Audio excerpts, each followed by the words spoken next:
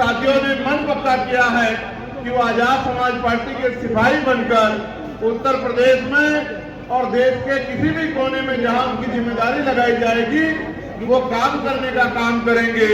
मैं ऐसे साथियों में से वीके सिंह जी को, जो अखिल भारतीय राष्ट्रीय महासचिव हैं फार्मासिस्ट एसोसिएशन के, रविंद्र प्रधान जी जो प्रदेश सचिव हैं भारतीय किसान यूनियन के, वीरेंद्र प्रधान जी, वसीम चौधरी जी, चांद कुरैशी जी जो कांग्रेस पार्टी छोड़कर और इसराइल कुरैशी जी जो समाजवादी पार्टी छोड़कर आजाद समाज पार्टी में आस्था विश्वास प्रकट कर रहे हैं, मैं इनका धन्यवाद करता हूं।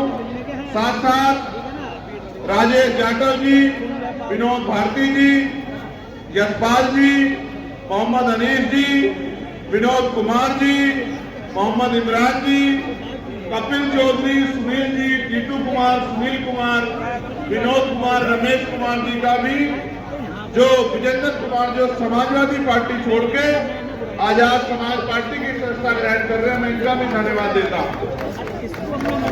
साथ साथ श्री नरेश जाटव जी, पूर्व प्रदेश प्रभारी हिमाचल, दिल्ली बहुजन समाज पार्टी, इंद्रजीत सिंह जी, श्री राम जाटव जी, सुनील जाटव जी, रोहित चौधरी जी, लोकेश गौतम जी, डॉक्टर वीके बाबू जी, सोनू गौतम जी, कपिल गौतम जी, राहुल गौतम जी, चिंटू गौतम जी, लक्ष्य जी, फिरोज जी, सिद्धार्थ जी, आजाद जी, शरद जी, भविष्य जी, संजय जी, अरविंद जी, और एक बहुत बड़ी लिस्ट है भाई सुनील कुमार जी तक, जिन लोगों ने बहुजन समाज पार्टी, कांग्रेस पार्टी और अन्य पार्टियों को छोड़ के आज आजाद समाज पार्टी में जो है आस्था विश्वास प्रकट किया, मैं इनका भी धन्यवाद करता हूं।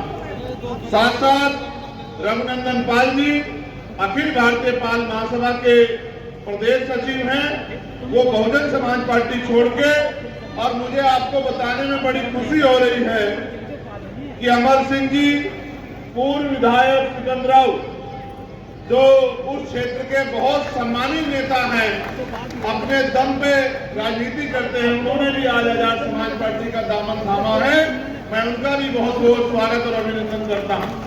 साथ साथ गौरी प्रसाद उपासक जी जो पूर्व दर्जा प्राप्त मंत्री रहे हैं और प्रभारी रहे हैं महाराष्ट्र, तेलंगाना, केरल, तमिलनाडु के, आज बहुजन समाज पार्टी छोड़ के आजाद समाज पार्टी में अपने परिवार के साथ जुड़ के काम करने के लिए तैयार हुए हैं, मैं उनका भी स्वागत और अभिनंदन करता हूं।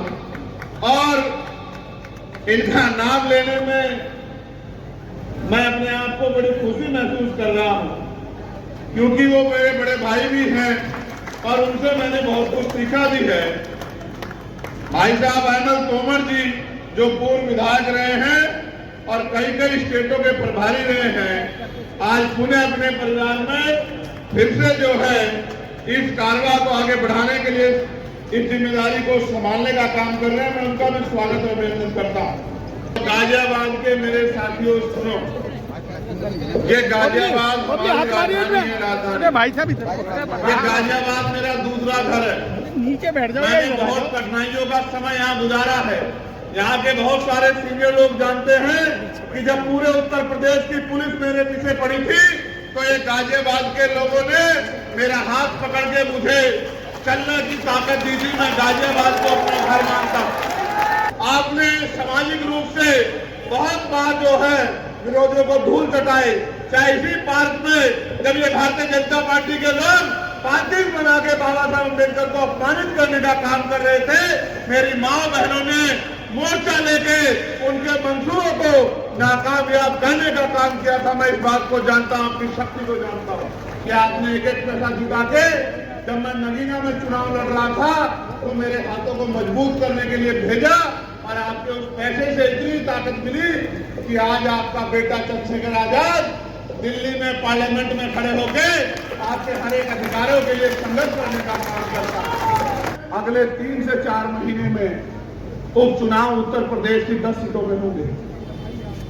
टोटल सीधे तो 403 हैं, लेकिन चुनाव 10 सीटों पे उपचुनाव होंगे और पूरे प्रदेश की निगाह इन 10 सीटों पे होगी। जहां कुछ लोग चंद्रशेखर आजाद को हराने के लिए लड़ेंगे, वही आजाद समाज पार्टी उत्तर प्रदेश में नया विकल्प बनाने के लिए लड़ेगी चुनाव।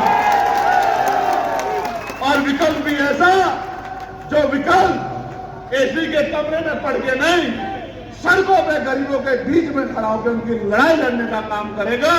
ऐसे नेताओं का निर्माण होगा जिनके लिए अपना हित बाद में होगा और समाज हित, क्षेत्र हित, प्रदेश हित पहले होगा। जब ऐसी विचारधारा के लोग आगे बढ़ेंगे तभी प्रदेश में परिवर्तन होगा। सतपाल जी को मैं देखता हूं, वो सुबह सुबह पार्क में जाते हैं। सतपाल जी को मैं देखता हूं, वो हर आंदोलन में जाते हैं। अगर आप सब लोग सतपाल जी बन जाओ, सीओ साहब पीछे बैठे, अगर आप सब लोग सतपाल जी बन जाओ तो वो दिन दूर नहीं कि ये लड़ाई हम लोग बड़ी आसानी से जीत जाएंगे। जहां तमाम लोग पैसे वाले लोगों को, ताकतवर लोगों को मुकाबला करने के लिए मैदान में उतारेंगे, वहां आपका ये किसान का बेटा यहाँ के कमजोरों, किसानों, मजलूमों, मजदूरों, मजबूरों, महिलाओं, बेटियों, संघर्षशील लोगों की आवाज बनके इस लड़ाई को मंजिल तक पहुंचाने का काम करेगा। 11 तारीख को दिल्ली में हमने ऐलान कर दिया है कि हम केंद्र की सरकार को घुटने टिकवा के रहेंगे। 11 तारीख को अब कोई बातचीत नहीं होगी, अब संघर्ष होगा। अब संघर्ष होगा, कोई रास्ता बचा नहीं, अब नहीं बचा रास्ता। ये सरकार अगर हमारे अधिकारों को निगलने का काम करेगी तो हम भी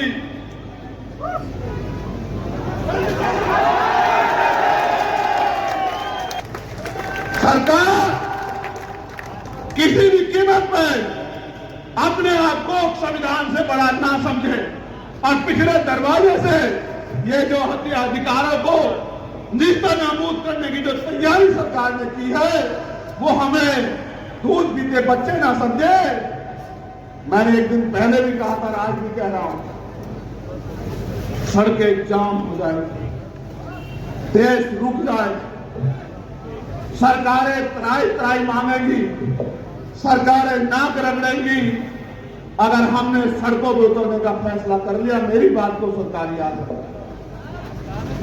इस बार तो मैंने आपसे आग्रह किया था, लेकिन इस बार मैं आपको प्रार्थना और आदेश कर रहा हूं, निर्देश भी दे रहा हूं कि 11 सितंबर को जैसे दिल्ली में गुरु घर टूटने पे हमने अपनी शक्ति का एहसास दिल्ली की सरकार को कराया था और दिल्ली की सरकार और सुप्रीम कोर्ट घुटनों के बल आ गए थे, आने वाली 11 सितंबर को एक बार और मैदान आपका इंतजार कर रहा है।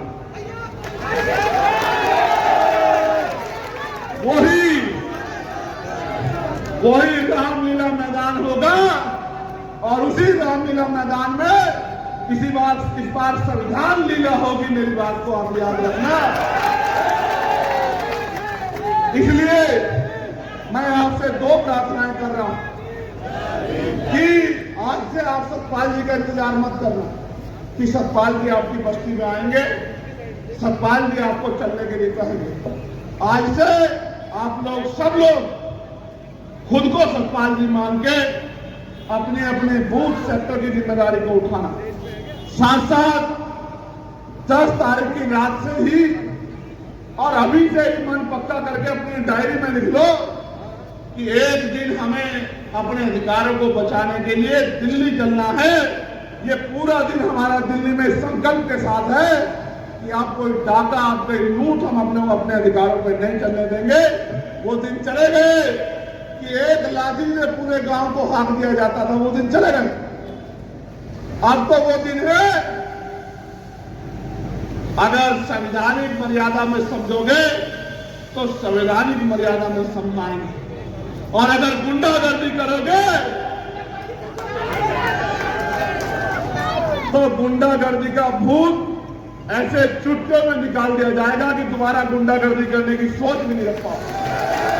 गाजियाबाद पेरेंट एसोसिएशन की टीम ने, हमारी बहन सीमा त्यागी जी ने प्रदेश सरकार एवं अधिकारियों की उदासीनता के कारण निःशुल्क एवं अनिवार्य बाल शिक्षा अधिकार अधिनियम 2009 आरटीआई की धारा 12(1) के अंतर्गत चयनित अनाधिक समूह को दुर्बल वर्ग के लाखों गरीब एवं आर्थिक रूप से कमजोर विभाग के बच्चों को प्रदेश में शिक्षा के मौलिक अधिकार से वंचित करने की आवाज सदन में उठाने की मुझसे अपील की है। मैं वचन देके कहता हूं कि इस बार जब पार्लियामेंट चलेगा तो आपके मुद्दे को मैं पूरी ताकत से पार्लियामेंट में उठाने का काम करूंगा और सिर्फ उठाने का काम नहीं करूंगा। इन स्कूलों में जाकर इन स्कूलों की वास्तविक स्थिति को देखे और एक रिपोर्ट बना के पार्लियामेंट में स्पीकर साहब को सौंपने का काम करूंगा। और अगर ये स्कूल कॉलेज नहीं सुधरेंगे तो इनसे आपके साथ खड़े होकर ताला लगाने का काम करूंगा। ये वचन मैं आपको की जो हमारी टीम है, जो समय समय पर मेरे साथ खड़ी रहती है, मैं उनका भी स्वागत अभिनंदन करता हूँ। पुलिस के भाइयों का भी धन्यवाद करता हूँ, क्योंकि हमारे यहाँ कार्यक्रम में बहुत मेहनत करनी पड़ती है। ये नौजवानों का कार्यक्रम इसमें ज्यादा रहता है, दूसरे लोग ज्यादा रहते हैं, तो इनको बड़ा संघर्ष करना पड़ता है। मैंने इनके लिए भी मांग उठाई थी, आपने सुना होगा कि इनकी ड्यूटी 8 घंटे की होनी चाहिए। इनको सप्ताह में 1 दिन छुट्टी मिलनी चाहिए। इनको बॉर्डर स्कीम का जो नुकसान इनको हो रहा है, बॉर्डर स्कीम खत्म होनी चाहिए और इनकी वेतन विषमता दूर होनी चाहिए। ताज़ा तरीन खबरों के लिए हमें सब्सक्राइब करें और हमारे बेल आइकन को प्रेस करना ना भूलें।